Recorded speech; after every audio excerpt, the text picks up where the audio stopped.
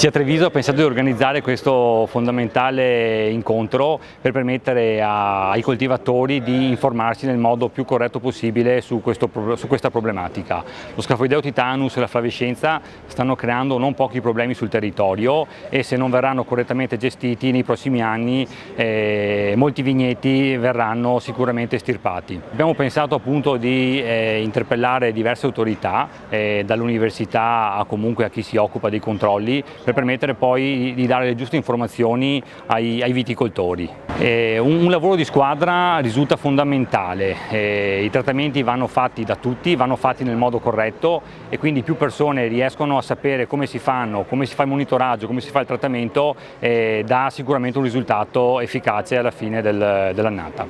L'importanza fondamentale è che tutti possano contribuire a dare il proprio contributo per il fatto che noi ci troviamo in un ambiente qua splendido e qua non siamo solo a parlare di viticoltura, ma stiamo a parlare di ambiente, di territorio e di paesaggio, tutti valori che oggi sono entrati in modo assolutamente chiaro nella nostra Carta Costituzionale ed ecco che allora la necessità di lavorare insieme per far convergere gli interessi che a volte non sono uguali ma che devono trovare una sintesi nell'interesse collettivo che, come è stato scritto nella nostra Costituzione, ha una valenza nell'interesse delle future generazioni. Allora noi siamo i carabinieri forestali, quindi siamo una specialità dell'Arma.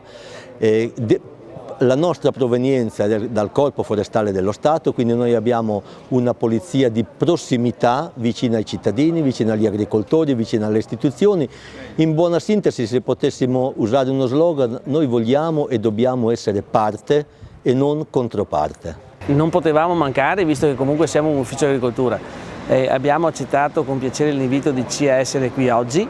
La flavescenza dorata bisogna capire che non è un problema solo della vite e della coltivazione della vite. La flavescenza dorata è sì una malattia della vite, ma quando una vite viene asportata perché malata, c'è anche un riflesso che poi diventa paesaggistico. E siccome la vite è in stretta correlazione con i terrazzamenti e con l'ambiente che è stato creato dall'uomo qui nella zona, che ci è permesso comunque di diventare patrimonio UNESCO, è chiaro che la malattia della vite si trasmette poi in quello che è un riflesso nel paesaggio. Quindi noi come Banca per Api San Biagio stiamo supportando la ricerca perché riuscire attraverso la ricerca a capire qual è la strada da percorrere per, non dico debellare, ma almeno ridurre questa malattia ci permetterà non solo di avere un ritorno economico dal punto di vista delle aziende agricole, ma anche un ritorno dal punto di vista paesaggistico ambientale.